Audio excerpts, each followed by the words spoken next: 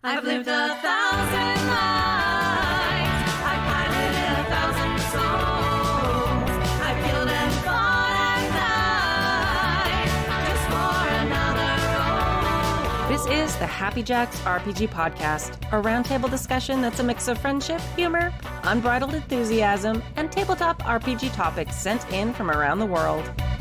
Just for another role.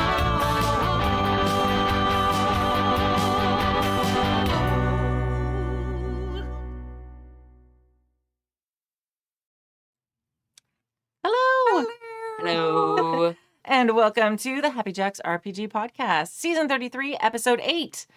My name is Kimmy. Hello, I'm Alex. Hi, I'm Pooja. And in today's episode, our topic today is playing games with messages of like a political or societal commentary embedded in them. On today's emails, first one, a new GM wants advice on how to handle X card moments. And Steffi from Scotland says the rule of cool is bad. So, if you'd like to contribute a question or topic to the show, you can email us at happyjacksrpg@gmail.com. That's happyjacksrpg@gmail.com. Thank you all of you who listened to my little talk last time and sent in some emails. We really appreciate it. Announcements.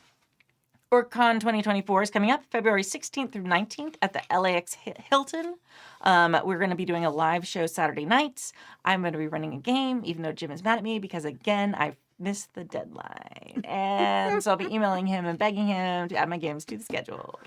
And he's like, wow, I'm so shocked at that. That was literally his reply. And I was like, there is no salve for those burns, Jim. And he's like, yeah. But anyway, you can come, you can watch our live show. It gets a little drinky sometimes, play games with us, play games for us, run games for us, all the things. We usually have some games on the schedule. We also do a lot of games on demand downstairs with Holmes, and yeah, it's so much fun. We have a great time. Also, game days. Our next game days is on the schedule. It will be March 2nd. It's a Saturday. So if you're on the Discord, that's happyjacks.org/Discord. This last one, that was in January, we had, I think, 11 games happen on that Saturday. Back and forth. It was just amazing. Such a great, collection of games, too. We had, mage and vampire, and then also some, wild story games. And then one person's like, let's design a game together. And it was just, this amazing, spectrum of fantastic different types of games. So our community rocks. You should go join it.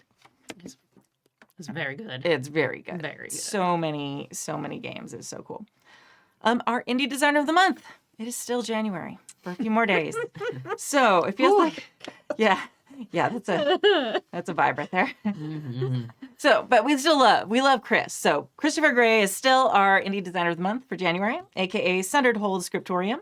You can find his games at sunderedhold.com. And this week we're talking about 10 Workers United. 10 Workers United is a tabletop role-playing game that explores the power of solidarity for equitable livelihood. I can talk, it's fine. This game requires 4 to 6 players, one of whom plays the role of the company, and the others who play the role of the workers. The company will create the details of the work, its environment, and its purpose in being. The workers will define their unique skill and what drives them to a breaking point. The game is played over 10 scenes that are uniquely framed. During the scenes, workers will move to have a seat at the table and, when successful, earn more power. But at the end of the game, the workers have organized all the negotiation power they need, and the game ends when they present their grievances. So, and that you can get for $4.99 at Drive-Thru RPG. We love a union. We do. Oh, yeah. We stand unions here at Happy Jacks RPG. All right. Speaking of which, that leads us right into our topic this week. Let's go. Do you enjoy playing games with a political or societal message embedded in them? I mean, I find this amusing because as we come into our second half of Mekong. Right. Yes. Yes. So what is Mekong for those of you who may not know? Okay. Mekong on Queen's Court Games is a beam saber actual play set in a brand new Southeast Asian based setting created by Jerry Law, who also jams the game. And it is a, beautiful space mech opera, mech space opera. There we go. And at the core of the game is a lot of like political, societal, like change and messages and inertia and what we are trying to do to both save and change the worlds that we live in. Mm-hmm. And how, you know, like how difficult that is, how much personal cost you pay to do that. Yeah. It's been a lot of fun. Yeah. I really enjoyed it. I like a game that like has that mix of not gravitas, but like some weight to it, and still has room for the humor and the fun and the moments like, of brevity. Yeah, and romance. Whatever. Yeah. And romance. Always the romance. Romance can also be political. The 100%. romance is also political. Yes. Absolutely. And I'll say that many games that I play, I mean, I kind of believe inherently that play is still political and play reflects, you know, the society we live in and all of that. But I also really enjoy playing games with a political message. There are times when I find myself stepping back and using games as a form of escapism. But I think that even most of the time, even games that are more heavy on like political and social tones or addressing a part of society that is fraught, tend to be a source of catharsis for me because I love being able to sit down and really examine my feelings about something through the lens of play. It takes off some of the pressure, or it allows me to like sit in it and brew over how I feel about something. Especially as a queer person, I often find that I learn more about myself and people that I am with when I am playing games that are about oppressive regimes or about identity and self-discovery in a hostile area, network, system, all of that. So Avery Alder has a lot of games that are very reflective of those themes, and I highly recommend their work. It's fantastic. Yeah, absolutely. Really good. Yeah, it's interesting. Like you were talking about escapism, and I think that for a long time people thought like games and movies and things like that, like just because you're not noticing the message doesn't mean that there's not a message there. And this is, I think, is really like obvious in like comic book stuff. When like people are like, yeah, I mean, comics, like they've gotten so political. It's like Punching Nazis on the cover. yeah, literally like Yep. like X-Men. Like what did you think like their persecution was about? Like what do you think that was? Like so it's just kind of interesting how sometimes it, like you said, like everything is political in some way, even if it's you just being who you are and living your life in some ways. And I don't think that there ever was a time when games weren't necessarily political. Yeah. Yeah.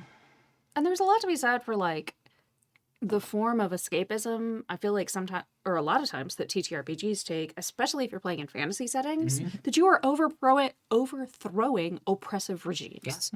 That you have the power as a table to create lasting and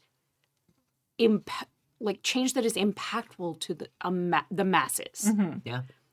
And that form of escapism and like fantasy, like wish fulfillment, can be so nourishing in, especially like as we live in a time when it can feel like our voice has less and less power.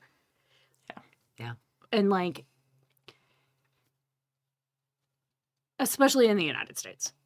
Obviously we're speaking from a Western American perspective, but yeah, it can like, there's something really awesome about just being like, yes, in this game we are going to punch a bunch of Nazis, or we are going to overthrow the fascist regime. Yeah. Like when they say the bad thing, we can be like, that is the bad thing, and people will believe you, and you can change it. Yeah. I've also seen an interesting, I wouldn't say trend because I think it's probably been around for a long time in TTRPGs, but I've seen some pushback against games that people label as political that I wouldn't even consider like the most political on the spectrum of games. Yeah. Thinking of games like Coyote and Crow, or games that are centered around more of an identity being labeled as more political or being labeled as more divisive or not for everyone to play, when I don't even think it's just because it is decentering whiteness that it is called a political game or a game that is not for everyone, versus games like Eat the Reich, or games that are more directly about like even like I Hunt, which is about gig workers in an economy that are like fighting that to survive and taking monster fighting missions and stuff like that. Which is like a very specific commentary Yeah. on like capitalism and all of that. I mean, cyberpunk is a genre. Yeah. Like, although, you know, a lot of people are working to divorce it from some of its more, like, you know, anti-Asian roots. Yeah. And have done an amazing job with that. But, like, the entire thing that is, like, the corporations and the people, and you are working in, like, this hyper-capitalistic society, that is a political thing. Yeah. Like, that's not... It's not outside of what the realm of people here experience. But to your point about Coyote and Crow and Mothership or Into the Mothership. Yeah. Wow, I can name. It's fine. I really can't. Don't ask me to name. Yeah. That I think it's worth saying that, like, the BIPOC experiences as a whole, especially those of Black and Indigenous people, are labeled political. Their existences are labeled political. Yeah. Yeah. And we can't ignore that when we have conversations like this. That it doesn't matter what those games are about. Yeah. But people are going to come back and be like, well, why are you being so? Yeah. And it's like, existing? Why are you being so existing? Yep. Well, and I think Coyote and Crow is a really interesting example because I think nobody really said that until it's made it really big. Like until suddenly it became something that like made a huge amount of money and got a lot of attention. Then suddenly people were like, oh, this is like a little bit much. It's like if it was going to be like, because originally it was like, I mean, of course, every person who makes a game dreams of it going big like that. Yeah. But that wasn't like the expectation of the people who made it. They wanted it to, but like they were also somewhat realistic of like, hey, our game and all this. So like when it really did kind of go viral and become this massive thing, like it was just interesting to see the people who were like, oh, this is so great. I'm so proud of you for doing this. Then be like, well, it's a lot. Like the immediate switch of kind of like the commentary about the game once it hits a certain threshold is just, it's just interesting to observe. I mean, comparatively, and again, I don't know Coyote and Crow as much. I haven't played it. Comparatively, on a spectrum of like most political to least political game, in my opinion, there are indie games where you are out there literally like killing capitalists, and overthrowing regimes and all this stuff, or you are tackling a very, doing unions. doing unions, like a very specific social issue.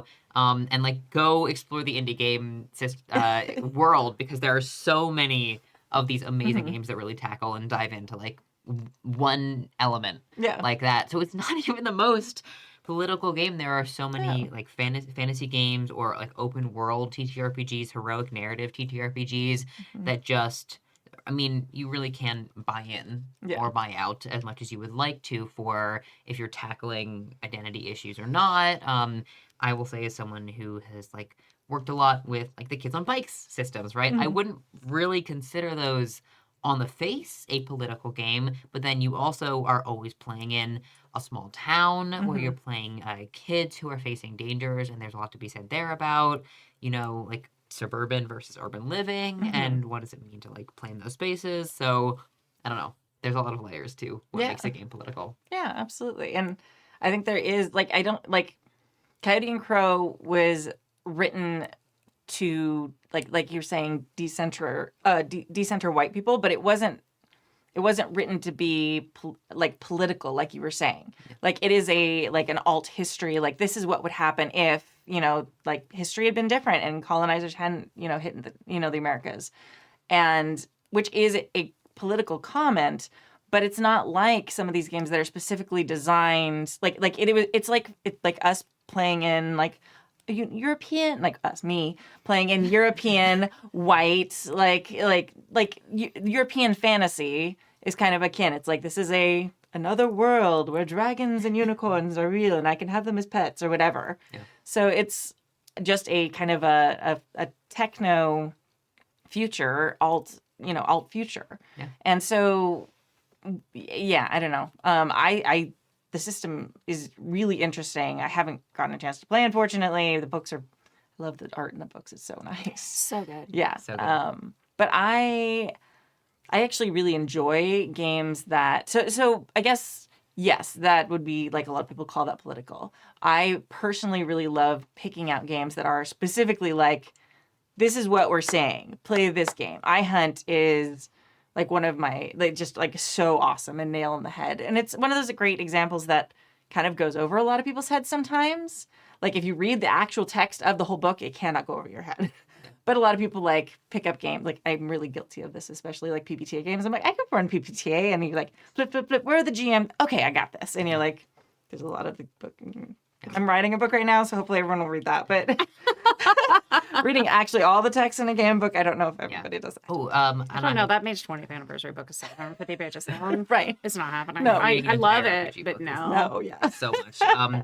I feel like I always pull it up as a great example, but Thirsty Sword Lesbians has a passage right in the beginning that Yeah. says like, if you want to play Thirsty Sword Lesbians, you cannot be racist, Yeah. homophobic, transphobic. Like, if you are those things, or if you bring that to the table, you're not playing our game. Yeah. It's not for you. Yeah. So like, go and examine yourself, and then come back and play Thirsty Sword Lesbians. And I'm like, even that. I mean, that is in many ways a political statement. Mm-hmm. But I wouldn't necessarily even consider a Thirsty for Lesbians a game that is like tackling a political issue. It is inherently about queerness, obviously, but you're not like fighting a social issue. Always, there are a lot of different scenarios and ways you could play that game. So I do, when it comes to enjoying playing games with a political message, there are times where I really want to, and there are times when I do not, and it has a lot to do with the context of what's happening in my life and in society. And the context of the game. Like I don't think I have the energy in myself to like play a TTRPG about teachers struggling while everyone hates them, and like it's almost summer but not quite yet, and like at this point, like that's just like too nail on the head, like you get what I'm saying. I can't talk tonight. That's just too much of like hitting the nail on the head. Like it's just exhausting. But stuff like you were saying, Pooja, about like what's things that might make me feel empowered about something that I care about and I do, but I don't do 9 hours a day every day of the week. You know what I mean? I could never, like, I can't play games. Like, I think one time, I did a one-shot with Clara running that was set in, like, a television on the lot, making a television show. Yeah. And I went as far away from what I do in my day-to-day as humanly possible within that setting. But, like, I can't read books that are about, like, making TV or making movies and stuff like that in the modern day. And I can't play games in that setting. It's like 12 hours a day, 5 days a week is enough. Yeah. It's enough. I got it. It's good. But also because some of that stuff just hits really, really close to home for people. Like, I can see where people wouldn't want to play games that have overt messaging or incorporate aspects of their daily life that they have to deal with all the time. Yeah. That's absolutely valid. Yeah. Yeah. It can be very different in a system that isn't like centered on a political ideology or message, to then bring it in, because you have a little bit more of that, like, I'm bringing in as much as I bring to the table, versus a game where the mechanics and narrative and all that stuff is built into a setting or a story or an idea that is like about talking about that. There are reasons why I would play Bluebeard's Bride, as we've been excitedly talking about, but I might not run an ongoing campaign where I play that every week, versus I'm really excited to bring in some like pro-union statements or plot lines to my ongoing like fantasy TTRPG. Yeah. I have a game called, well, right now it's called Virgins and Vixens. It's going through like a revamp right now. It's a game that's like a commentary on the tropes of women in folklore and mythology and fantasy, all this stuff. Fairy tales, that's the other word I was looking for. So basically you start playing as a very two-dimensional character. Like you don't have a lot of stuff you can do. You've got 5 descriptor words, and if whatever you want to do, it doesn't match one of those words, then you basically roll with disadvantage. And then as you go through, you get to change those descriptors. I really love the mechanics of it. I'm redoing it just slightly, but I ran a session of it this last week for at Geeky Teas in Burbank. And it's fun. was interesting because I had a table of mostly men who all bought in. They knew what it was. They were like, Yeah. okay, let's give it a shot.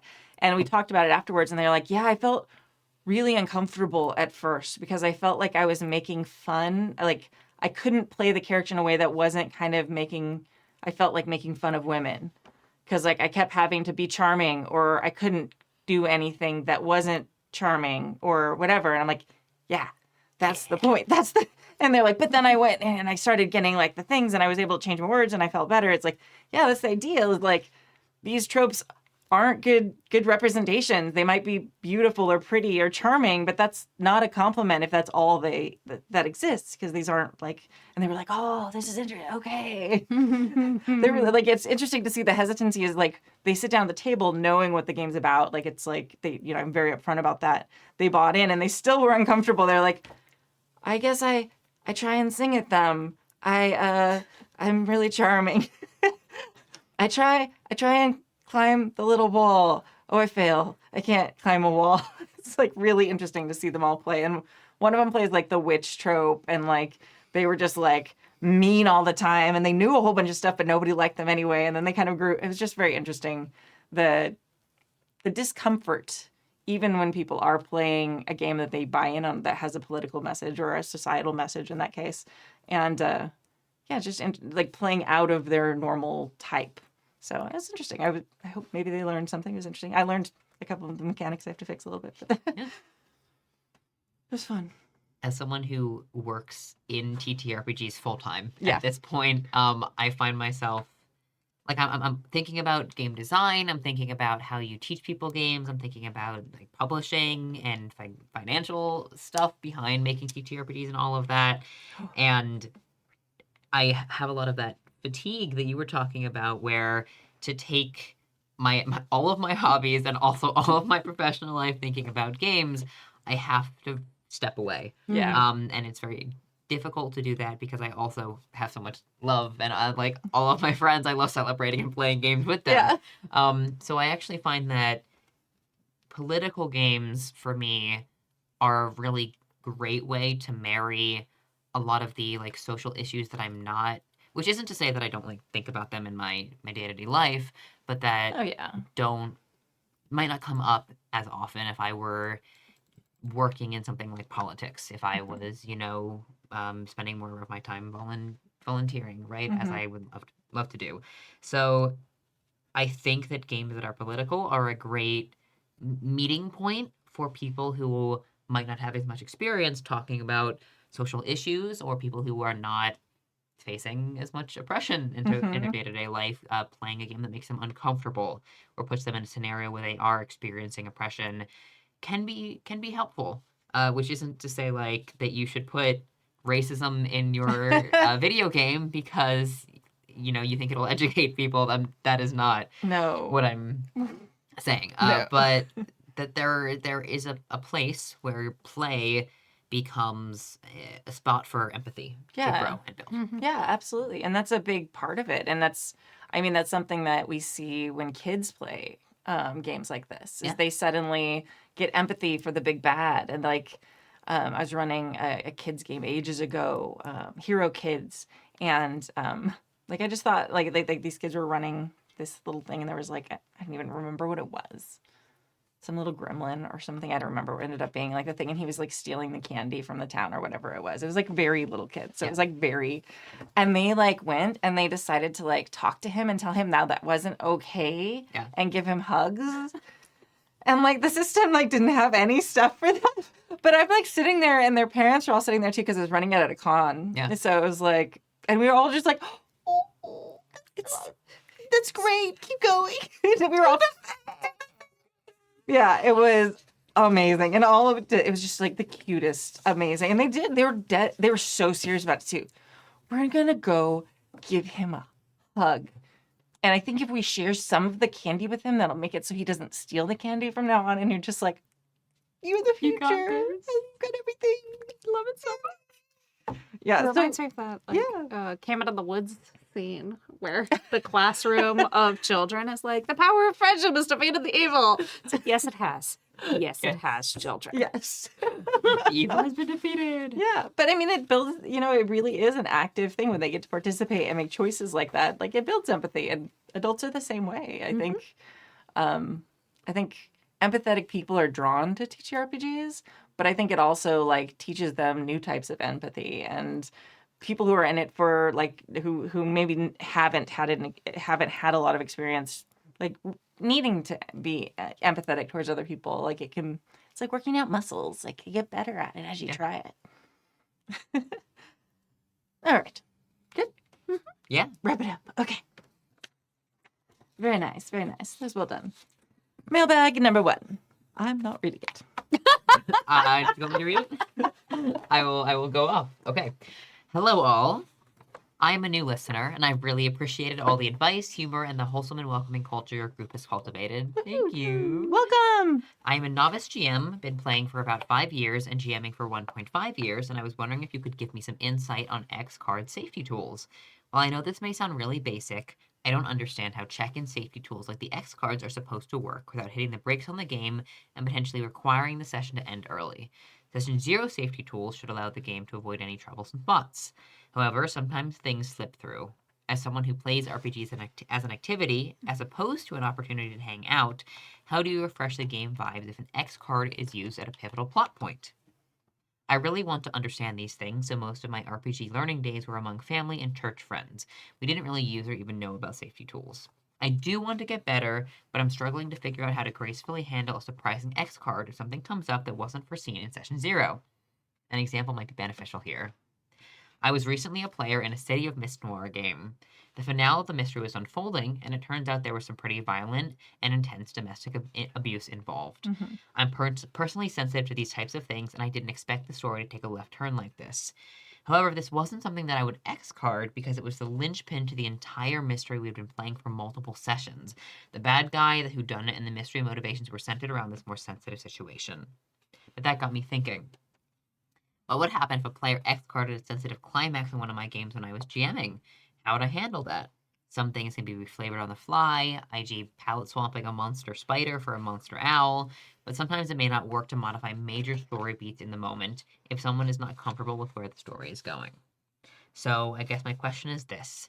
How do you handle an X card being called when the situation is a core component to your story and the sensitive theme got missed in Session 0? Best regards, a GM who wants to get better. This is an awesome question. Yeah, I love this it's letter. Thank you. Very good. Great letter. Hey, new listeners. So this literally happened to me this last week. Yeah? Yeah, at said Virgins and Vixens game. So my concept when I went in and I'm playing, I knew one person at the table. I'd played with one of the other people at Strategicon because they're local, and then other people at the table were, strangers. So I'm there, and my concept for it was like, okay, it's going to be, they're all stories, and they've been like skimmed by AI, and have been taken by AI into like the AI, which ended up being like, so I was like, oh, this is so cool. I love the story. So we did like quick lines and veils at the beginning before we started, just on a little card. Nobody wrote anything about AI or anything like that. So at first it was like a mystery. They all just like showed up in this weird place, and like all the different things from like stories all over were there, and like it was a mix of future and sci-fi and fantasy, and like all the Bradys were there, and like very like a little bit of all the weirdness. A talking gopher who had like gotten some like cybernetic cool things installed while he was there, because he's like, well, I came with the princess, and then he's like, and then this guy walked by and I wanted one of these too, and now I can see things. It's like very, very weird and fun. So we got like a quarter of the way to the adventure, and one of the characters like is like, okay, and they make the roll to like they're about to figure it out. Then so the player like rolls, and I'm like, oh, you get this like, this chat GTP. What is that? That must be what it is.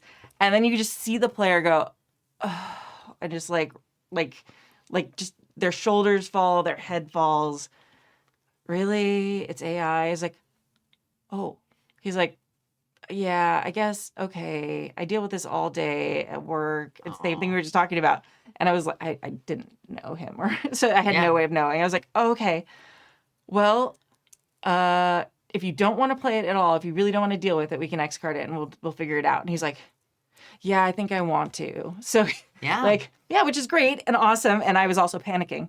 It's tough as a GM. Yeah, to figure you're that just out. like, okay, like, but it's not fair to like have him not enjoy his whole time. And that was sort of like a safe example too. It's like he's burned out on it from work, so he wouldn't have enjoyed it. But it's not something that would have like really caused him like emotional distress in a way like what you're describing, a new GM or a GM who wants to get better. So yeah, I mean, personally, I was like, okay, bathroom break. Everyone, just like, I'll be back in a couple minutes, and everyone's just like, oh yeah, bathroom break. Okay. And I was like, Look, yeah. Stu has had a long and storied tradition yeah, of exactly. pivotal bathroom breaks. Yes. Exactly. Oh, I get that. Yeah. Absolutely. Yeah. I mean, so yeah, so that was like, and then like I thought about what you just come up with something, or you skip it, or I don't know. That's what I did. I mean, I agree. It's like there have been times, especially my response to this is kind of in two parts. I Yeah. feel like when you talk about campaigns, sometimes GMs, like if they have a thing that they think the mystery is going to be based on, it's going to be a linchpin, they will exclude it from the lines and veils in your session 0.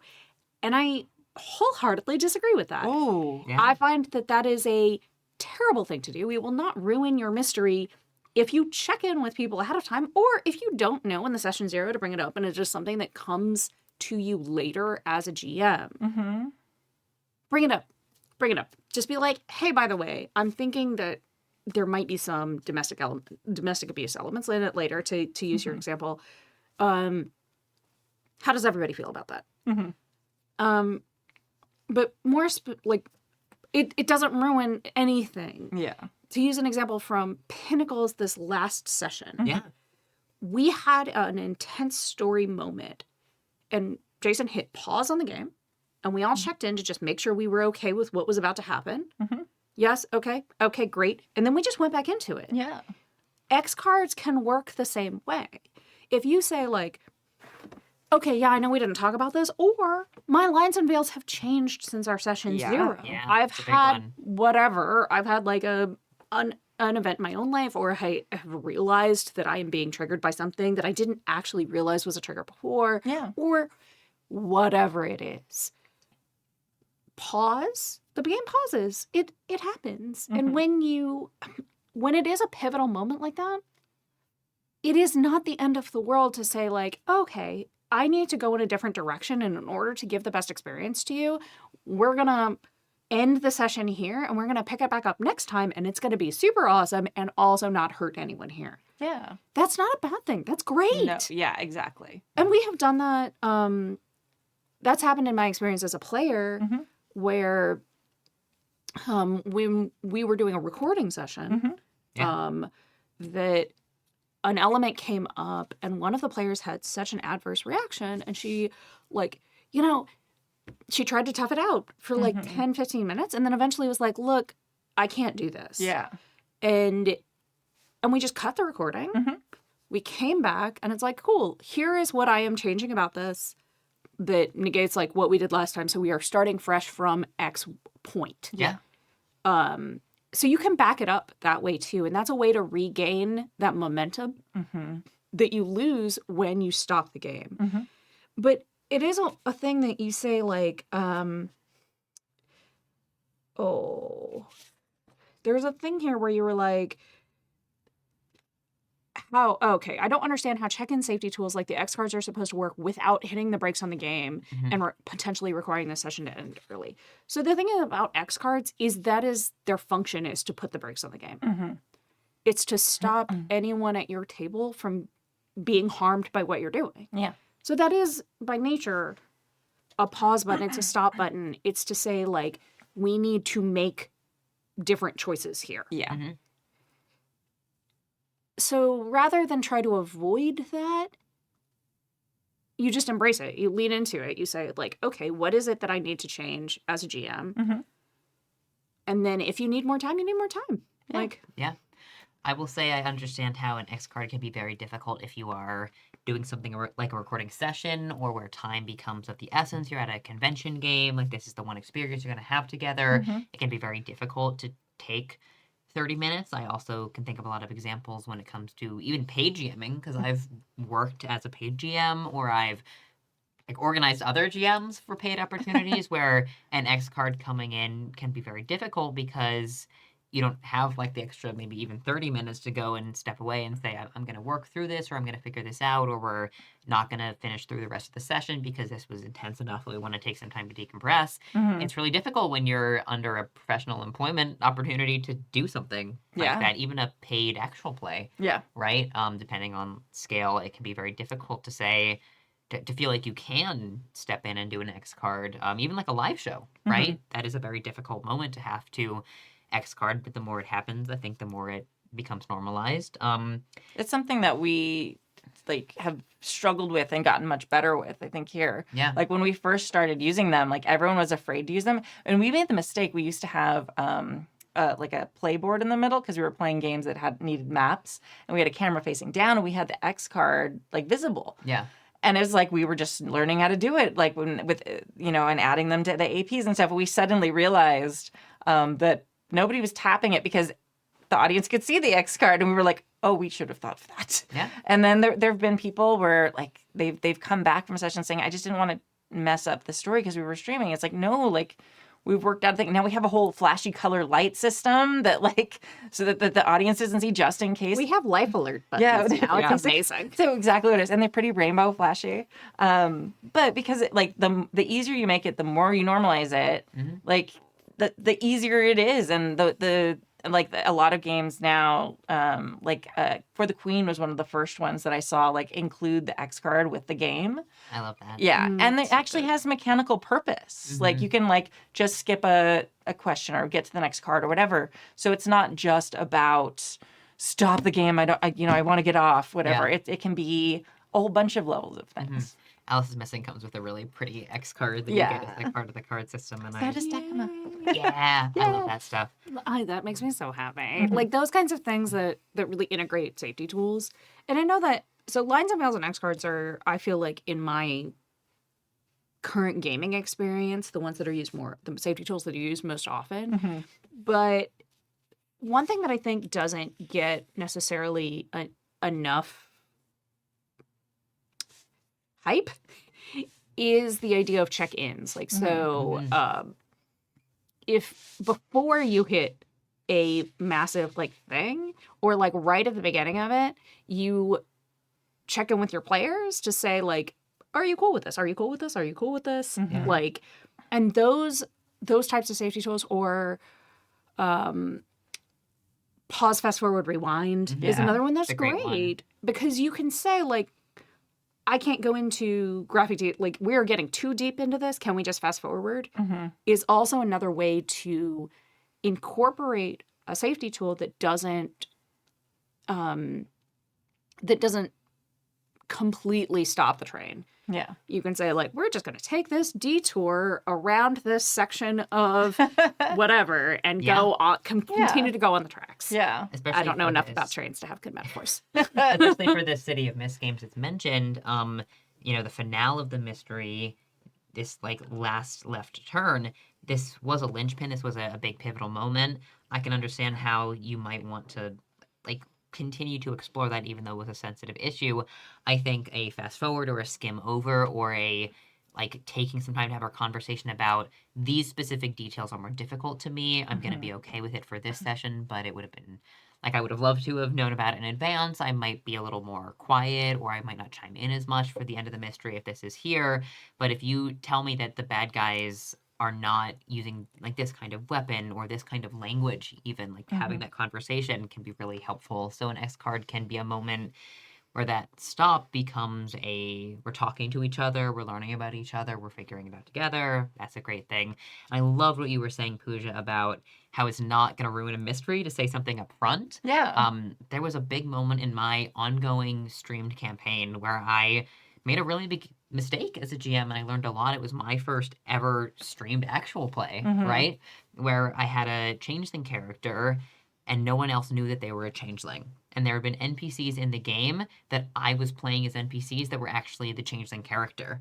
And I Oh. didn't discuss that with the players up front. I had no idea that that might be an issue. And Yeah. then we like paused the game for a while, talked about it, and decided to change it to that NPC had actually been an NPC the whole time, Mhm. and that was it. And then the other changeling characters, like faces, would be played just by the player. Okay.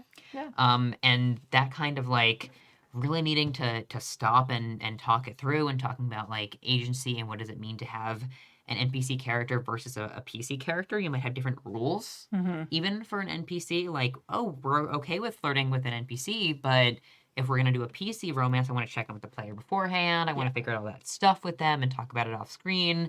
So that's where an X card can be really difficult, right? Like that game ended up paused for a month maybe, Mhm. and that's a big decision to make if you are saying like you're not playing to hang out with people, like this is an activity for you or a hobby, or maybe it means something different. Those pivotal plot points, that was the whole character arc that was changing. Like that big reveal changed. It wasn't the same thing as it was going to be. It was going to be like I'm talking as the NPC, and then like it becomes the player talking, and there's this huge moment that we planned. But if we had discussed it up front, that might have been an audience buy-in instead of a player buy-in. That we might have been able to do it very differently. Mhm. So talking up front about the big theme of your game, even if it's a mystery, is really helpful and essential. And it might help you tell a story in a much better way. If you think of things like foreshadowing in books or movies, Mhm. if you tell the players up front that you're going to theme around something, it kind of allows them to like weed in those things earlier, like lean into those themes, and it's not accidental, it's on purpose. I also feel like in terms of a TTRPG, we talk a lot about table knowledge versus character knowledge, Yeah. or player knowledge versus character knowledge. Yeah. That cluing your players into something like that can be potentially Mhm. like a minefield. It also gives them the opportunity to figure out how their character would react. Yeah. Without having to also figure out how they as players are reacting. Mhm. And that separation can lead to like avoiding some really harmful bleed. Mm-hmm. Mhm. Like when I as a person am trying to like process something and then also trying to figure out how my character is processing something, Mhm. and then like the number of times where it just becomes one emotion, and it's not always bad. Sometimes Mhm. it's a really great thing when Yeah. you're delighted. Mhm. You want to feel delighted, but Mhm. like when it's something that could be potentially traumatic, or it's something that's traumatic for your character but not necessarily for you, but it becomes traumatic for you, Mhm. Yeah.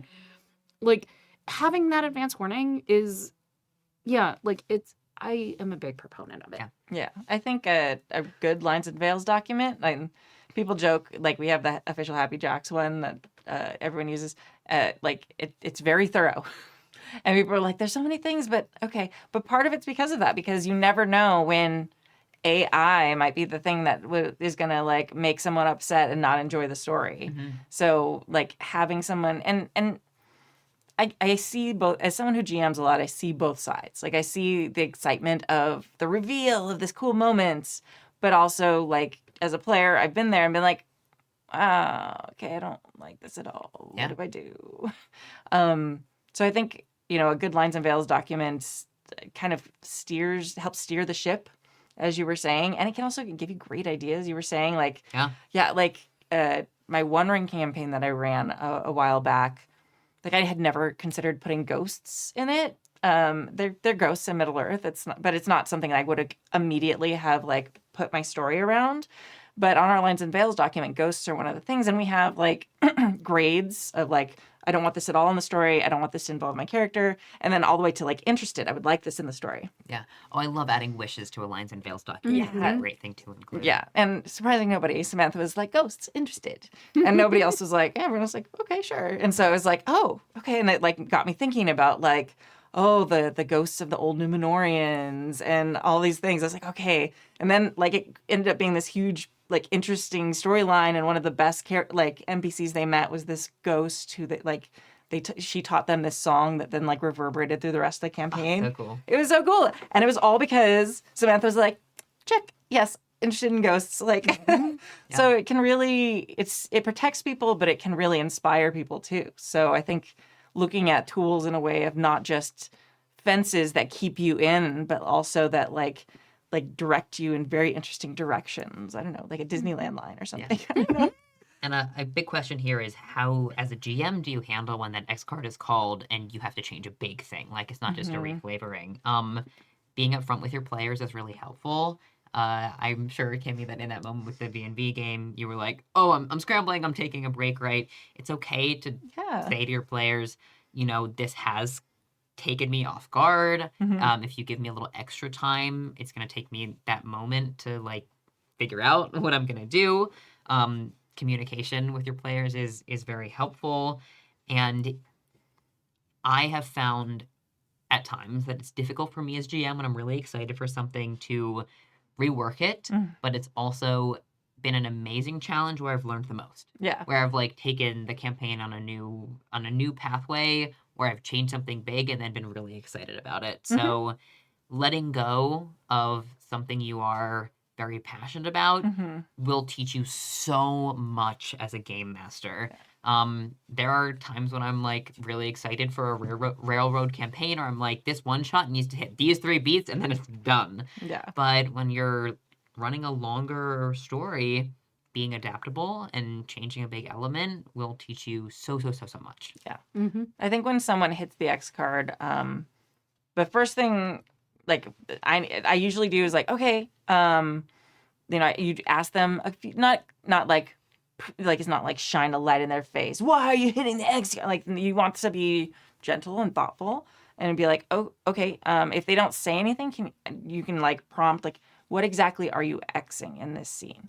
And that's, you know, and that you don't ask them why. That's a big one. Yeah, don't be like, yeah. I'm sorry, why does domestic abuse upset you so much? Can you tell us, like, why? Lean back on the couch, make yourself comfortable. Yeah. Yeah. Tell us all your secrets. No, The big thing I tell players is you don't have to explain why you're Xing never, something. ever ask why. But ask specifically what they are Xing, because it might be one small thing in a scene. It could be that you can just leave out and continue it without stopping this. So it might be just a pause in that situation. They're like, oh, you know, I really don't like rats. Please don't have there be any rats in this warehouse. And you're like, oh, okay. There are no rats in this warehouse. And then like continue, no problem. If it is something like the domestic abuse, then they'll be like, oh, okay, the domestic abuse. Then immediately I'm like, okay, let's take a 10-minute break. And you go and you talk to that player like off to the side somewhere. And you're just like, hey, you know, I don't need to know all the details, but, you know, specifically what, you know, like figure out where they are with their discomfort.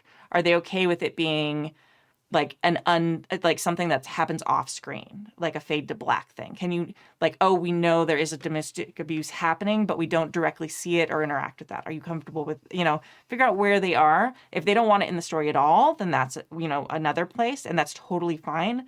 Don't pressure them into trying to keep a little of it in the story for you. That's not cool. Yeah. But just find out like where they are, because they might be okay or even interested in having stories where you are like saving domestic abuse victims. But they just don't want to see it and have it be something their character experiences first person. So there's a lot of gradient and variation there. But doing that privately off to the side is generally a good thing. And calling a break, or, hey, this is a great opportunity for us to order dinner, or whatever it is, like, it's easy to come up with things like that. Ooh, and here's another big one. If someone X cards something that you as a GM were really passionate about, don't get mad at them. I feel like that's, kind of obvious advice. Yeah. But your reaction, it can be very difficult to kind of temper your frustration or your sadness or Disappointment. Yeah. Right? And it's very Or natural. the panic. Right? Yeah. To have those reactions, it's okay, but it is a very vulnerable thing as a player to X card something and to say that you have a boundary. And I try really hard as a game master to like reward someone for X carding, saying like, thank you so much. You've made the game better by telling me about this. You're helping me shape the story in a really good way. I'm excited for you to have a good time at this game. And by telling me what you don't want, you're making me excited to like support what you do want. So that like positive reinforcement has been really great for me as a player too. When I've struggled to talk about something that's difficult for me in a game, having a GM be like, "Thank you so much for sharing. Like, Yeah. you've made the game better," is really nice to hear. Yeah, it's a huge sign of trust. Yeah. Like, it is vulnerable, and the fact, like, so many people, even if there's an X card on the table, will never use it, even if they are incredibly uncomfortable and not enjoying themselves at all. Because they don't, especially the gaming community tends to be introverts, a lot of us. And they're just like, I would rather, like, eat my hand than touch the X card right now. And, sorry, that's a very strange example.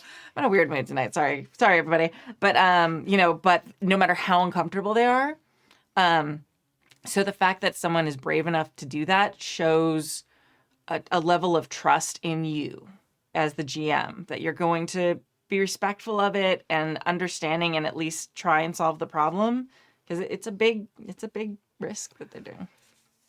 And I do want to point, like, another point in this letter I wanted to hit was that, so in the example that you talk about, a GM who wants to get better, you said this wasn't something you would X card because of where it was in the story. And I want to encourage you to think about that differently as a player. So as well as a GM, as a player, when something is making you, like, really uncomfortable, that's what the X card is there for. Yeah. And it can be, like, really, really hard to use it. You're like, oh, you feel the weight of that in the moment. But safety tools can only keep us safe if we use them. Mm-hmm. Yeah. And that goes for GMs and players. Yeah.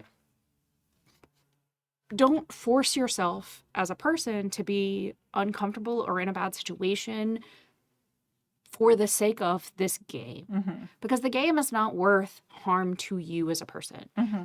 Or any of us. Mm-hmm.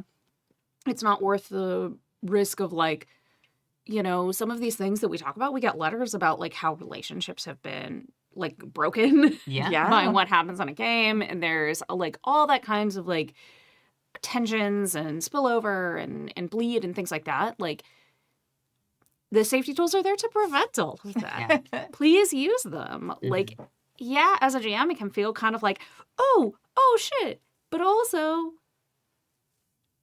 in my case, like, I feel a relief. Mm-hmm. I agree. It's like, in addition to, like, maybe momentary panic, this person stopped me from stepping in a big pile of poop. Yeah. I would hate to hear later if I had, like, put something in a campaign and the player hadn't told me that it sucked for them. And then, you know, like, months later they went, yeah, I actually hated that game because this thing was in it. Like, that would be really bad for both of us. So as a GM, I, like, think about it this way. Would you rather have players who are telling you when they're having a bad time, or would you rather them be silent and then, like, holding that inside? Yeah. I would rather know. I had that happen with two friends whose names I will not mention. We were all in a campaign, and one of them was GMing, and it was a great campaign. Thought it was great. Like 2 years after that campaign, at a party, hanging out, the other person's like, "Yeah, I hated that campaign so much because of X, Y, Z." And I was like, "Really?" And he was like, "Yeah, I hated every minute of it. I was upset and angry every time I left." And I was like, So tough. yeah, it's like, why didn't you say something? Like, we could have pivoted or changed or, like, paused. Like, and the GM, whose name I will not mention, like, would have totally done that. And he was like, no, I just didn't want to cause a problem. So he literally, like, played a full campaign of this game, like, miserable and angry all the time, and just never said anything to us. And I don't know, to this day, I don't know if the GM knows, but because I wasn't at that point 2 years later going to be like, oh my gosh, guess what? It's tough. Yeah. Oh, that kind of stuff would haunt me for the rest of my life. That's why I didn't tell them. Yeah.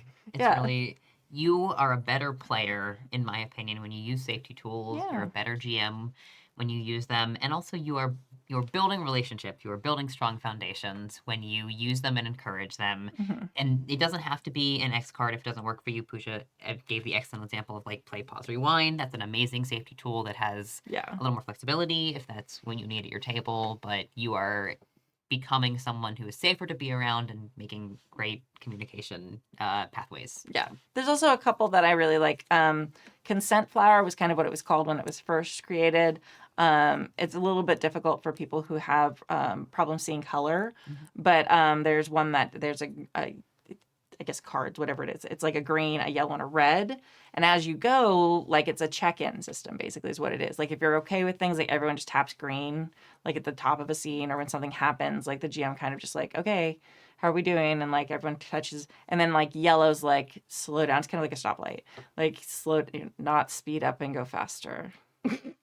How the stoplights are supposed to work, not how they actually work. Yeah. Not how they actually work. I'm talking to myself, but yellow means like slow down, be careful. And then like red is like basically the X card. Like I don't want this to happen. So that's also an interesting tool for people who it's like more speeds than just the stop start of the X card. Oh, I love the idea of like a color gradient scale. Yeah. Even where you could like kind of slide up and down. Yeah, so it's like you can kind of just visually immediately as a GM see, like, oh, someone's tapping yellow. It doesn't mean stop. It just means I need to be a little more careful. Maybe I need to take a glance down at my lines and veils. Am I getting close to someone that I've forgotten? Yeah. Or is this something new? James V has an excellent point. If you are using like a color system where you were talking about like physical cards that are colors and things, combine them with a shape. And that supports people who are varying states of colorblind or otherwise like have trouble seeing colors. And then also like you can write like a corresponding word on them, not the color word, but like what that color corresponds to, and that helps people who are new to the system.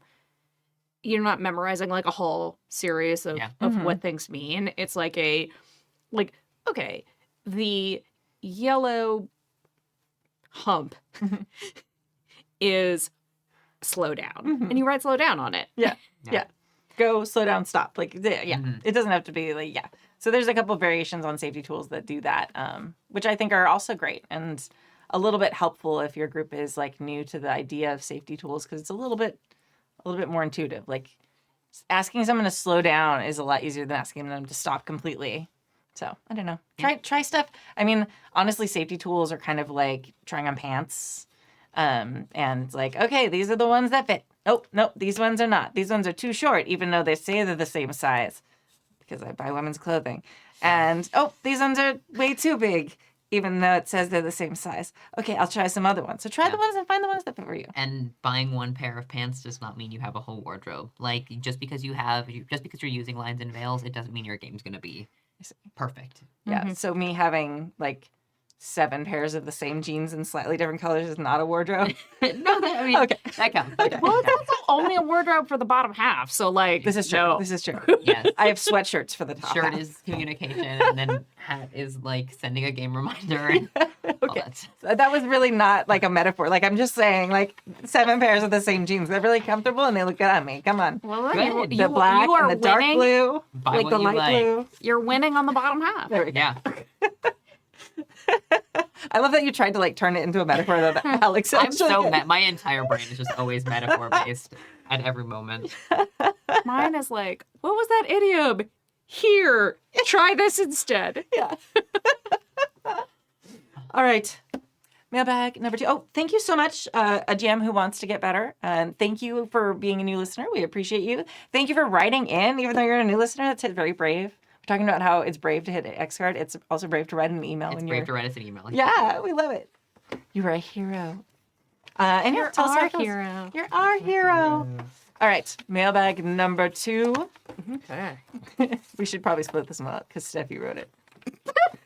I mean, There is a built-in pause at the end of page 1, Yeah. so I feel like that's a good time. I appreciate that she does that for us. Me too. Intermission. Dun, dun, dun, dun, dun, dun. Yo, cool cats, radical skaters, and Queen Jock Kimmy of the Nerd Den. Ooh. It is I, Steffi from Scotland. I'm not going to subject anyone to, like, my attempt at a Scottish accent. I am answering the call for emails with some thoughts on Rule of Cool. So I feel like it's only right to combine some of my most popular traits from past emails, hot takes, built-in pauses for host to discuss, and dating my email, deeply embarrassing Stu for not getting around to it sooner. That last part's just, wow, like going straight for the jugular. Mm-hmm. The rule of cool, as I understand it, is when the GM overlooks rules to allow a player to do a cool thing. I get this. If you have a new player at the table who doesn't understand the rules and your focus is giving them a good time. Or if it's a one-shot. Or the campaign is coming to a close. Or if this problem player is getting kicked once the session is over, but now you're going with it. Or if a player is leaving a game and you are giving their character a scripted, cool exit. Mm-hmm. And I'm sure there are other situations. Yeah, I'm sure. But an example keeps coming up, usually with the dragon game, but it's spreading, of the GM not even stating their monsters and just deciding after a set number of rounds, it's done now. It makes my blood boil. Or maybe it's 2 HP left, but that's close enough. Mm-hmm.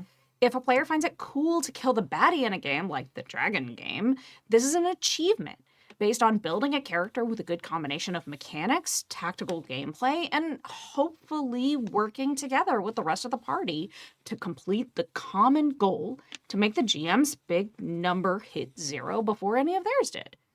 In their mind, it being round 3 or then describing swinging their sword a little bit cooler than normal isn't a factor. It's like if you were running a race, but unknown to you, your friend moved the finish line nearby when you're in the lead. If you found out, wouldn't that tarnish your win? Wouldn't that cast doubt on all the previous wins? Does it make all the diet and exercise feel stupid because you'll win anyway? Will that make you reconsider running as a hobby? How would you feel that they thought if you... How would you feel that they thought if you not found out made this okay? I think that's supposed to say, if you didn't find out, it made it okay. Okay. If that's not what they find cool about killing the monsters, find another system that better plays into it. I recommend Ironsworn.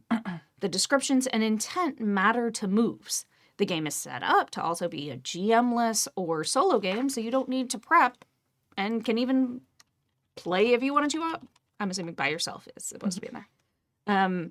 Goals are achievable in several ways. A failed goal only adds more story.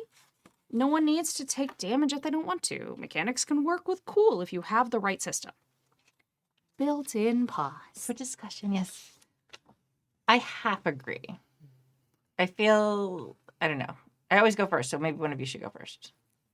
I just spent all that time talking. Okay. I have complicated opinions on this, which is I really like your examples of where the rule of cool might be applying, but I've seen players really resonate with it, and I've seen players really struggle with it, depending on different scenarios. I know people who know mechanics better, care about mechanics more, and then get really frustrated when something gets rule of cooled, but like kind of not in their favor, or they have an ability in the game that they like is specifically attributed to their character, and someone else just can do it because they describe it cool, and then like kind of takes away from the thing they specialized in. I can understand how that's really frustrating, but then I also really understand I'm not a mechanics-focused GM, or I just want my players to have a fun time, or I'm really excited by something. So, like, that gradient of where it is nicer, or it's not as fruitful, makes a lot of sense to me. In general, I support the rule of cool, but I really like that idea of moving the finish line, because I think when you are, as a GM, considering using it, the idea of saying, well, what am I allowing a player to do? How does that affect what everyone else can do? How does that affect what the game says, like what the point of the game is, I guess, if you're thinking like about the idea of a game. If you start saying that players can just break someone's armor all the time and then it ruins the efficiency of your monsters, and that might not be something you really want to set into stone. Yeah. Thoughts. Yeah. I tend to do rule of cool when it's small things that just add great flavor to the campaign. Like, if someone's like, okay, I'm going to use this building thing, and I'm obviously not in like a fantasy game, but like I've been running a lot of sci-fi, but like I'm going to try and like build a robot and then they like, and I want it to be like this, and not that it does anything special, but it like, I want it to look this certain cool way. And it's like, the rule doesn't say that you can do that, but it's like, well, this is obviously like, it's not breaking the rule. It's frosting the rule a little bit with like pretty frosting and sprinkles, but it's not breaking it. So it's more like bending rules than breaking them. And I think that if it adds flavor in that way, then that's great. It's hard. Doing rule of cool, then letting someone completely break rules. It's like at that point you're just doing improv games. Like, why have a TTRPG system at that point? Especially the problem with that is that GMs are not perfect, and we tend to have biases at the table for the person who's really into our story that we're working on a little bit more. And there's just really no way to keep that super equitable unless you're like keeping the chart. I did one rule of cool for this player. Okay, I'm going to do one rule of cool for this player. Because like you said, it's like it tends to be the more theatrical thespian type players who end up getting a lot of rule of cool because they're into it and they're describing things and they're coming up, you know, the one who's got like the wittiest idea. And it's like, that's not fair to the player who doesn't have those things. I think that's the biggest thing that I find in games where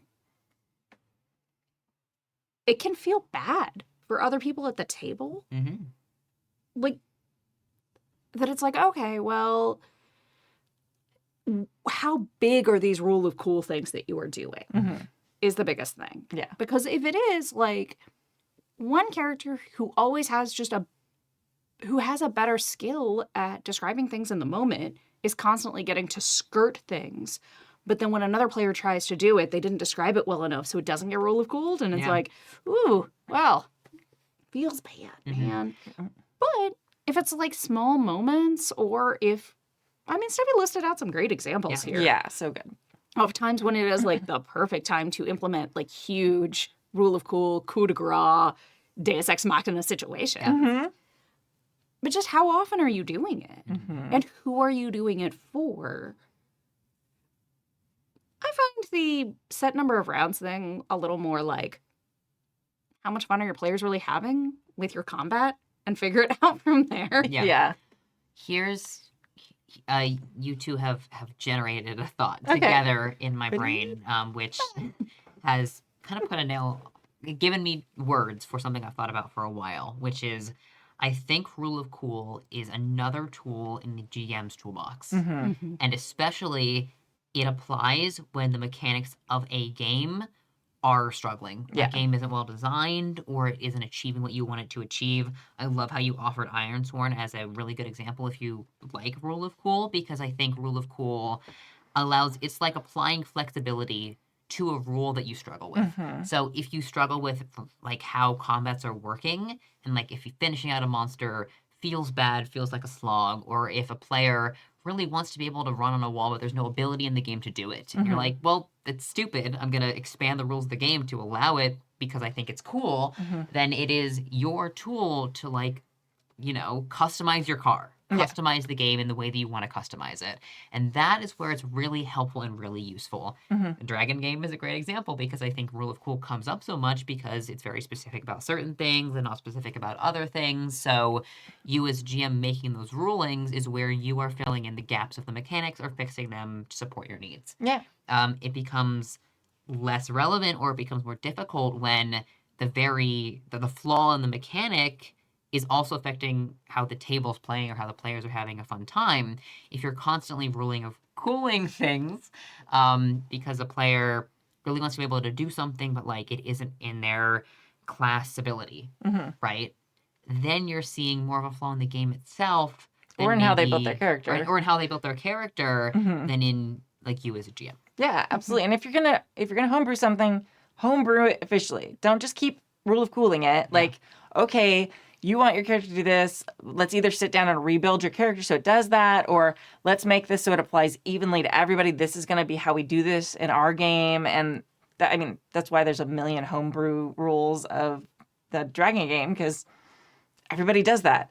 And I mean, you have 100% permission to pull a Jason and completely rewrite whatever system you want, like halfway through your third session.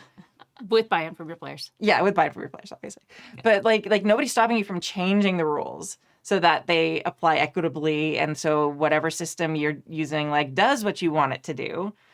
But making it official is just very helpful. Than just going, oh yeah, that sounds cool. Let's just do that.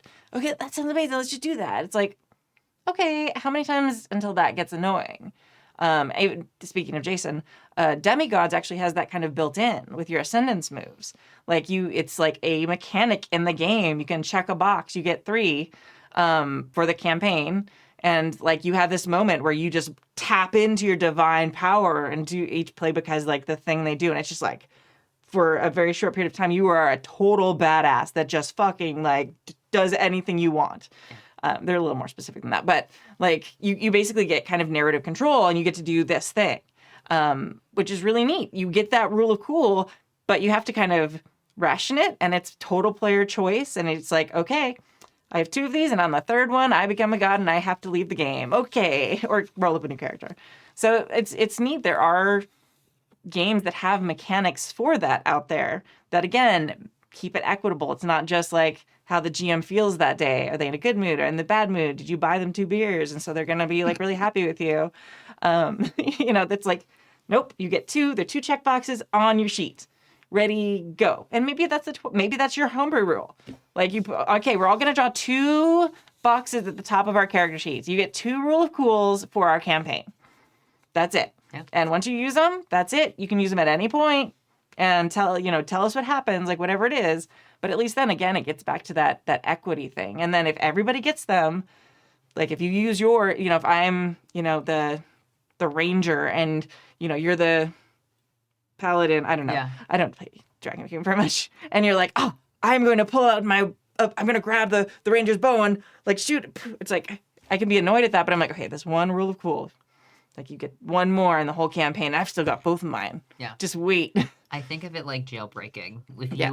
you decide to jailbreak in like a phone, right, or if you decide to customize a car, you are accepting the risk of the fact that you might have broken something, but also you might be able to do cooler stuff with it. So when you rule of cool something, especially like this example in chat, if you want to like swing on the chandelier and catch the falling PC as a reaction, if you say this is now something you can do, you might end up breaking a mechanic of the game that was there for balance. But if you're rule of cooling something that wasn't balanced to fix it, you might end up making it work better. I love that you were like, jailbreak. And I was like, immediately like, oh, yeah, like you have to get through the bars and all this stuff. And you're like, your phone. I was like, Yeah. Oh, yeah. I was like, oh, I have flashbacks to Yeah. like I don't do it as much anymore just because of the time requirement on like keeping up with it. But like, man, that used to be my jam. Yeah. Nerd. Yeah. Or seducing the dragon. Yep. Yeah. Yep. And that's the thing too. It's like decide whether you want your rule of cool to be something that is like, this is a very specific situation. Saving the shit, like using a reaction to save another PC proves falling from the chandelier. Does it lead to an amazing like character moment later? Are they about to kiss? Like, Love that. it doesn't always have to be about kissing, but like it just often is. Like, is this a great character moment that you're facilitating? Or is this just like oh yeah, that idea sounds cool, so let me, like, why are you using it as a reaction instead of an action? Because it's kind of a big thing, right? Mm-hmm. Like, it would be a whole process to do. So like, what is the reasoning behind it? Mm-hmm. And figure it out from there. Yeah. Like, I agree. I mean, maybe, like, I'm so in game writer mode today. I'm sorry. I've spent so much of my day doing that. I'm just like, okay, so maybe it's like a group move where you get a rule of cool if everyone buys in. Like I don't know. Yeah. I literally was writing a move called Teamwork today that was like, that's kind of based on that. And it's just like, oh yeah. And then like, if everyone puts, their hand in and like, it's like, ready, okay, rule of cool, everybody gets to rule of cool it. Like if everyone at the table's cool with it, I don't know. Yeah. It seems like it And could be. everyone at the table is a great way to put it because rule of cool tends to be a GM-based thing, saying like, okay, I'm going to allow this, especially if it overwrites another mechanic. Mm-hmm. On the GM advice side, make sure if you are ruling of cooling something for one person that you consider how it's going to apply to the other players. Can Yeah. everyone do it now? Was it just this one moment? And then also saying, like, up front, I'm going to allow this here because I think it's really cinematic, but it doesn't mean that you can always jump off a chandelier as a reaction. Yeah. Yeah. To bring up Jason again, and also Pentacles again. We've been waiting for a year. Like, what do you want from me? Yeah. My God, really? That's so We're coming up Yeah. in a couple of months, yeah. that's so cool. I was like, wait, Time what? passes so fast. It does. It's so lie. weird. But we had this major pivotal moment, no spoilers, but like there was basically like between the bad guy and one of our players, there was like a squish off to who could get the widest and how much willpower you had and who was going to burn base will and all this stuff. Like technically, neither of them should have been able to squish that much because you technically in the game can't squish hard dice. Technically. Like that's the Yeah. thing. Yeah. But for that moment, it was just so cool and it was fun and it was this whole thing. And also, like, we didn't quite realize that was the situation that was happening, like, both of us, like, all of us. Yeah. But it was a really cool moment. And Jason said, like, okay. Like, after it was done and he had a time to reflect and, like, realize what we had, like, they had done with it, he was like, that was really awesome. So we're letting this stand. But going forward, Yeah. we're not squishing hard dice. Yeah. Yeah. And it was amazing. Like, it was a huge thing, and we were all having a lot of fun with it. And, like, okay, yeah. Yeah. But for those of you who don't speak Wild Talents, like hard die are the die, they're always at their maximum. And which means as a superpower game, it's great to have things at your maximum until it's not. Until suddenly you're way overpowered for a moment. It's like, okay, like, Superman suddenly accidentally getting a cold and sneezing really hard and like, oh, that's oh no. Yeah. So depending on what you're doing, it can be fantastic or really, really destructive. So. And I can think of campaigns and games myself where something that got Rule of Cool really stuck in my mind. That it was something I really wanted to do and that it meant a lot to me and that it did lead to that like cinematic, oh my God, I'm so excited. That went so well. I can't believe I got to do that. So a range, again, a tool in your toolbox. It doesn't always apply. If you're the kind of person where you really struggle with it or your players don't like it, talk about it up front in session 0. But there are also a lot of moments when it might make or break, something you really want to happen. So I get that too. All right. That's great. That was two really great emails this week. Very exciting. I mean, we That always was have not great emails. even half of the email that Steffi sent in. Oh, yeah, right. We're sorry. We're at the pause. Sorry. Built-in pause. Please. All right. I guess it's my turn to hunt. We cycled back around to me. Okay. After pause, the other page that I completely forgot existed. TV tropes define Rule of Cool. The limit of the willing suspension of disbelief for a given element is directly proportional to its awesomeness. This implies that awesomeness is a unit of measurement. I mean, in some TTRPGs, it is. There are games with metacurrency that you can get for doing something cool and can spend to improve your chances of doing something else cool later. In the Dragon game, Inspiration, and Hero Point, Savage Worlds has bennies. In Star Trek Adventures, Momentum. This takes the onus for deciding when the Rule of Cool is used by the GM and the player. I feel like we might have already covered this with mechanics, but oh well. And do the players do? In my experience, the same thing they do with every consumable.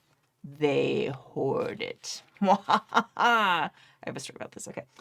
Even in the best system ever, Masks in a Generation, where Only until Starscapes comes. Actually, yeah, we'll see. I mean, there's a currency that you can hoard there too. So, where there is God mode, a God mode move designed to use the Rule of Cool in any way that furthers your character arc, people hoard and rarely use it. Yes, Moment of Truths in Masks, which were the inspiration for Ascendance moves in Demigods and Stellar moves, which will be in Starscape. Does that mean the players want to earn those moments or don't want them at all, rather failing? Before this inbuilt pause, did you hear they're making a third Baldur's Gate game? I hope it doesn't have an easy and convenient way to save scum over embracing the mechanic that tabletop has struggled to figure out. I have to confess, I do save Scum in Baldur's Gate 3. I say Scum and Baldur's Gate 1 and 2. Like, it's a time-honored tradition. Yeah, I appreciate the shade though. I like it. I'm here for this.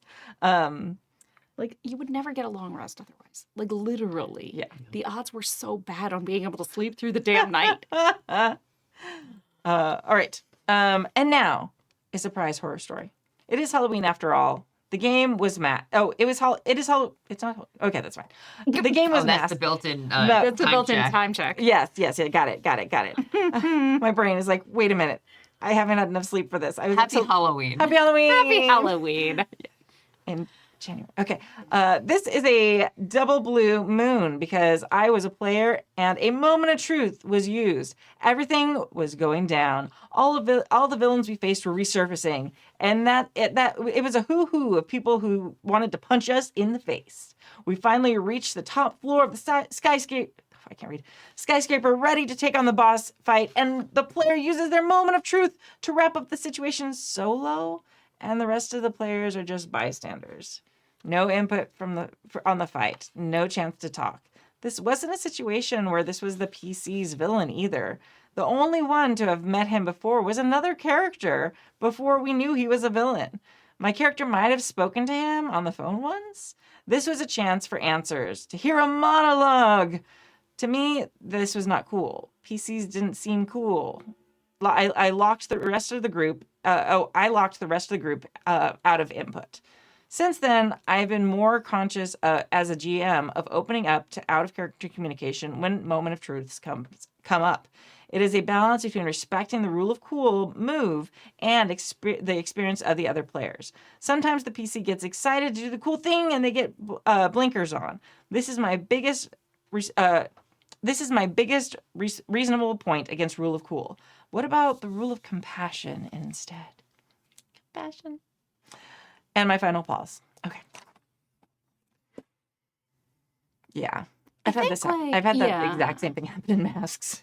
I mean, it's like one of those things like the Ascendance moves and demigods can have the same pitfall that somebody just KOs ever, like one hit shot. Like, it's like a TPK except for all the villains. Yeah. And honestly, I feel like there's a way to balance that as a GM where like, okay, tell me how you defeat this, but it is not a like final defeat Yes. where you still end up with the cool, but you haven't locked every single person in the table out of playing the game. Yeah. And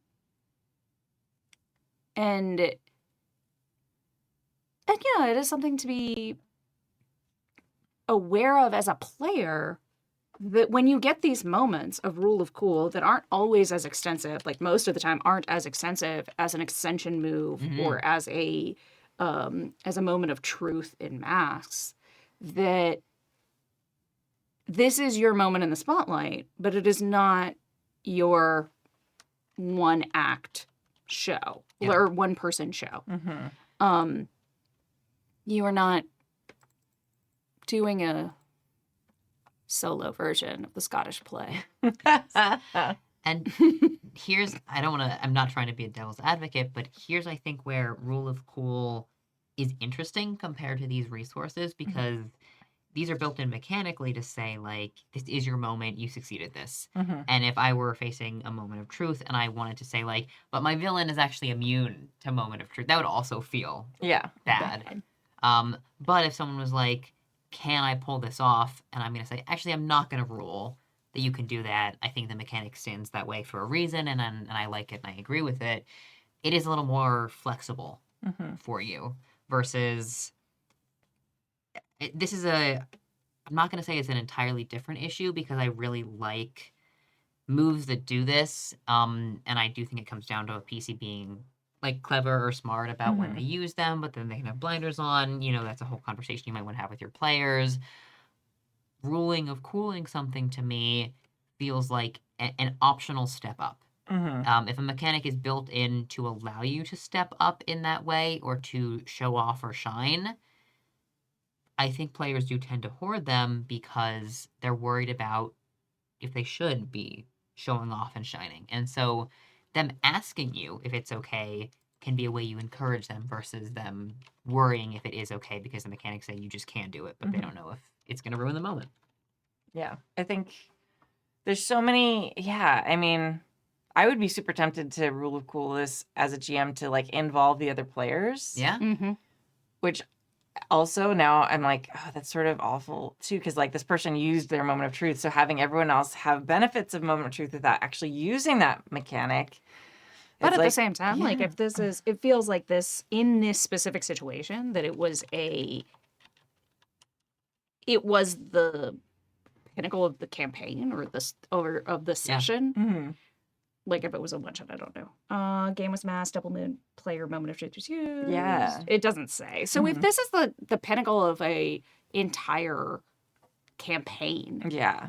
then yeah, rule of cool that so everybody gets a chance to like go. Yeah. Or do something. Or I might ask like the player, I haven't looked at the specific moments of truth on the playbooks of masks for a long time, so I can't like recite one of them off the top of my head. But it might be like, hey, I love that you're using this. I want to involve everyone. So what can we do to make this like our like magical girl team moment where like everyone's doing something to tie in and support your moment of truth. Yeah, So then like, let's Voltron this. Yeah, exactly, Yeah. exactly. But I So, love the yeah. rule of compassion thing because ruling of cooling, as we already said, considering how other players might feel about it, is a great way to balance it a little better. Yeah, I love anything with compassion. That's very good. Yeah. Yeah. Shall I read off the final section? I think so, but there's one more thing. Oh, yes. That I thought of and I forgot at some point. Hoarding them. Yeah. Oh yeah. Yeah, they do. I've Just been like with potions. yeah. Mm-hmm. I have been struggling with this so much because one of the things I know I keep bringing up Starscape, but Starscape has an in-game currency of trust. You literally have to spend it to use some of the moves. Mm-hmm. And so we find people in play tests who are used to like, well, no, I want to have as much trust as possible. I'm like, the point of the game is to risk it and lose it and get it back. Like the flow of trust, not just hoarding it, having the trust. Yeah. So it's like they end up cutting themselves off from a bunch of like, in PBTA you roll usually plus a stat. There's some moves that do that, and a lot of them you have to wager trust. And I'm putting 3 trust in, so I'm going to roll 2d6 plus 3, and then you see like what the outcome is. Yeah. And if they don't do well, then they lose the trust that they wagered, or they gain it back and maybe more. And people literally like cut themselves off from like half the mechanics because they just want to have the trust all the top and keep it all. And you're like, and I had a playtester do that in the feedback. He was like, yeah, I don't understand like why would I do anything if I had to spend trust? And I want to have all the trust, right? I'm like, no, like you're interacting with other people. And whenever you interact with other people, you're risking, especially in these like space danger situations, you're like constantly risking their trust in you by saying, hey, I know what we have to do right now. Let's do this. If we recalibrate the blah, blah, blah, blah, blah, then it'll save us. If it doesn't work, then they're going to lose trust in you. Even if they're not mad at you, if you're not a bad person, the trust goes up and down. It fluctuates in any relationship. And he was just like, oh, and it was like that mind blown like emoji thing. But like retraining players to think of these currencies as something to spend is really hard. So I hard. do think treating them like a very limited resource can be really helpful. So saying like you can only have a max of 3 inspiration. Yeah. Or 3 or 7 trust or whatever it is, and then if they try to gain more, they don't get it. Yeah. That is something that I've seen encourage players to use the resource because then they're like, if I don't have an empty space to get more, I won't get more. Yeah. So it's like why would I have to spend it in order to continue to like gain more? Yeah. Yeah. So anyway, that was my commentary because it's been about like. I really like that. Like, that's what I like about trust as well in Starscape when we've done these playtests. It's like, there are times you're going to be able to replenish it. Like, it's not the scarcity that you think when going into it. It's like, oh, am I ever going to be able to get any of this back? And then it's like, oh no, wait. It's like you're trading like beads or whatever when you were a kid. Like it's a constant back and forth. Yeah. So it eases that pressure and that like hoarding desire, like instinct. Yeah. But yeah, people are going to want to hoard their big moments. Yeah. They're going to want to try to find the perfect time where their player is going to get them, like, or when their character is going to get the most out of it. And it is going to have the most effect. Yeah. And it's like, yeah, that's just human nature. It's something I really like about a one-shot or a three-shot or Yeah. whatever, because you do tend to see players use resources more because they're like, oh, there's a limited time. Yep. I'm going to do it right now. One shot, gonna drive this character like I stole it. I can do this. Yeah. I love one shots are that. So good. All right, continuing. All right. I will. Do you want to take? I can take it. Here, come I'll back. take the The last paragraph. Final Okay. pause. Wikipedia, a source that is as trustworthy as my previous source, defines the rule of cool, quote, noun, rule of cool, the principle that anything is acceptable to do, use, wear, etc., just as long as it is cool. I think this sums up my feelings on the rule of cool in a reverse way. There are many things accepted as cool, such as smoking, driving above the speed limit, and weapons, which are dangerous. And there is a logic for rules against or restricting them whether we agree with them or not. There are things like playing loud music, saying whatever word is happening this week, or spreading rumors that overlook others' feelings. There are many, like wearing sunglasses indoors, that might seem cool to you, but are stupid and cringe to others. Steffi has the best examples. Very great example. Yes. Just because my future is so bright. Yes. Yeah. Steffi from Scotland at Steffi on the Discord. P.S. Happy New Year. Hope 2017 treats you well. You're messing with my brain, Steffi.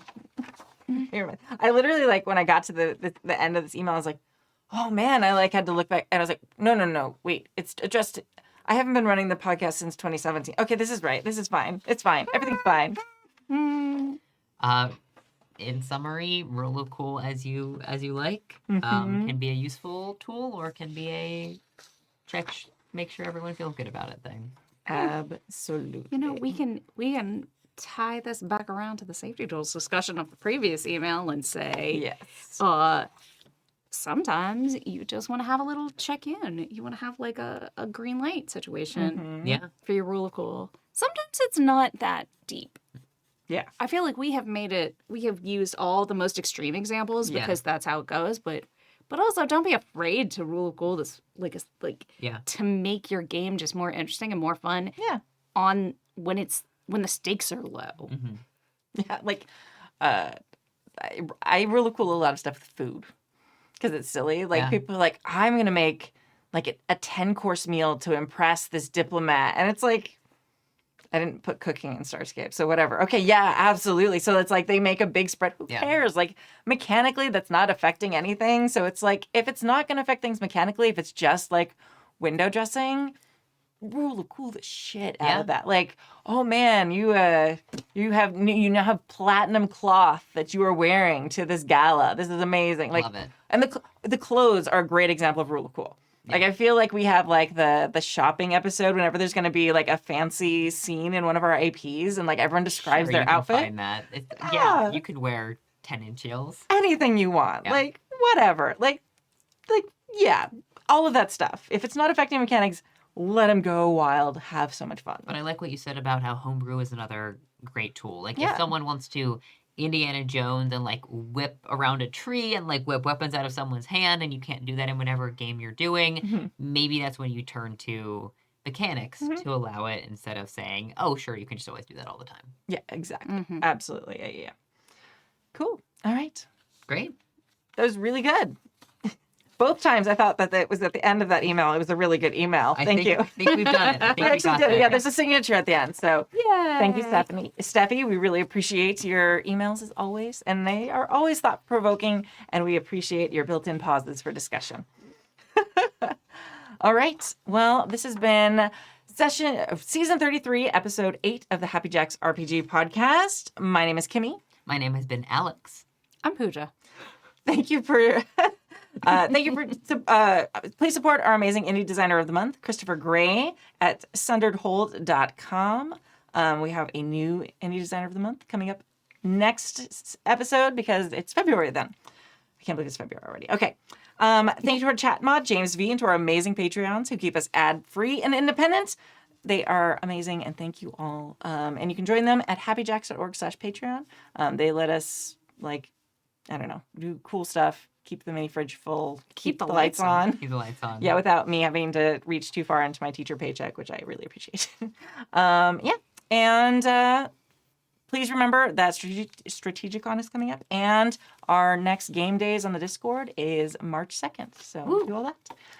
This week we're going to leave you with a song called Drink Till I Die. It's by the Poxy Boggards, and you can find them at poxyboggards.com. And yeah, all right, we'll see you next time. Bye. Bye. It's 3:30 and the chill is gone. It's the longest binge I've ever been on. And so many pints my mind's to provide. But through all the haze I still hear them cry. A curse to you lads, a curse on your heads. Drinking pint after pint until I am dead. I just keep drinking and I don't know why.